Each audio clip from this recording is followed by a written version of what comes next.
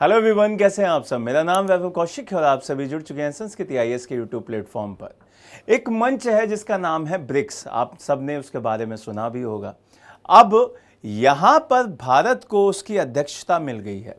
भारत उस पूरे संगठन पर, इस पूरे सेगमेंट पर कंट्रोल करेगा। 1 जनवरी 2026 से इसकी कमान भारत के हाथ में आ गई है। तो अब आप मुझे कमेंट बॉक्स में बताइएगा कि भारत को क्या क्या चेंजेस लाने चाहिए। कमेंट बॉक्स में जरूर बताइएगा।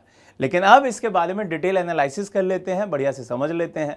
ब्रिक्स एक बहुत इंपॉर्टेंट सेगमेंट, बहुत इंपॉर्टेंट संगठन जो कि भारत के लिए बहुत ज्यादा यूजफुल है।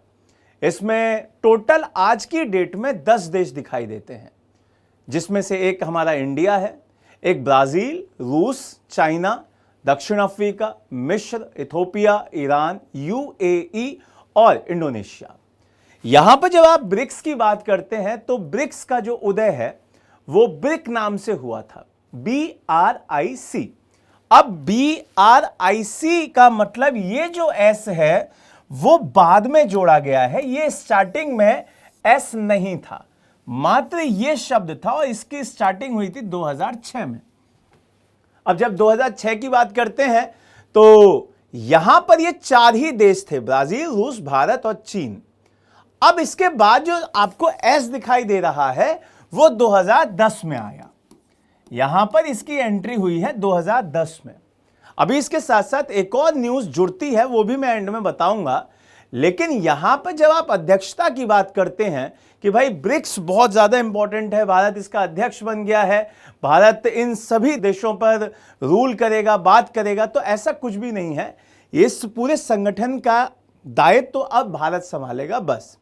अब किन किन मुद्दों पे यहां पे बात होगी वो भी मैं समझा देता हूं। पहला सबसे इंपॉर्टेंट मुद्दा है जिसके ऊपर बात होनी चाहिए और यहां पे भारत ने कहा भी है, वो है सतत विकास। जो सस्टेनेबल डेवलपमेंट्स है उनके ऊपर बात होगी। दूसरा है डिजिटल इंफ्रास्ट्रक्चर को बढ़ावा दिया जाएगा। तीसरा है इनोवेशंस को बढ़ावा दिया जाएगा। और चौथा सबसे इंपॉर्टेंट है ब्रिक्स की जो इकोनॉमी है, जो उनकी सुरक्षा है, उस पर फोकस किया जाएगा।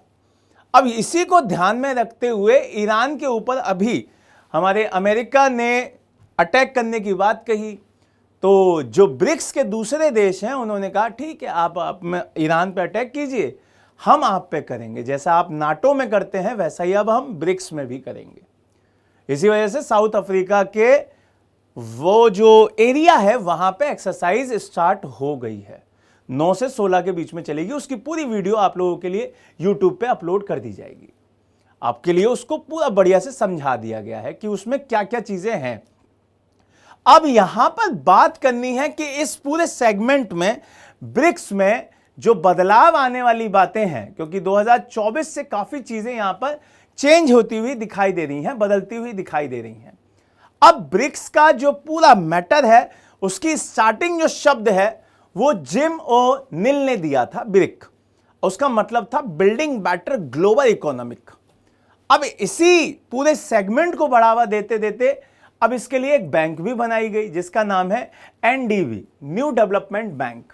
इसका जो हेड ऑफिस है वो शंघाई में है।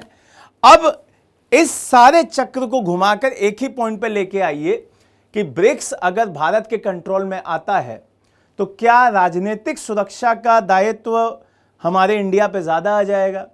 क्या आर्थिक विकास की जो संभावनाएं हैं और ज्यादा तेज हो जाएंगी भारत के लिए? और जो सांस्कृतिक चीजें हैं, वो आपसी जो सांस्कृतिक चीजें अभी रुक गई हैं, वो क्या तेज हो सकती हैं? तो ये सारी चीजें हमें समझनी होंगी और इसका आंसर आपको कमेंट बॉक्स में देना होगा कि अगर हमें अध्यक्षता मिली है, और ये पहली बार है जब 10 देशों का नेतृत्व भारत कर रहा है। इससे पहले भी चेयरपर्सन बना है लेकिन सारे 10 देशों का नहीं बना।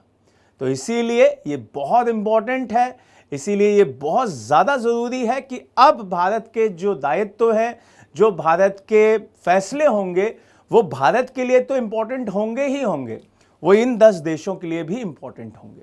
तो कमेंट बॉक्स में मुझे बताइएगा कि भारत को सबसे पहला डिसीजन क्या लेना चाहिए ब्रिक्स के अध्यक्ष के रूप में। आपके साथ नई वीडियो के साथ दोबारा मिलेंगे, तब तक के लिए जय हिंद, जय भारत।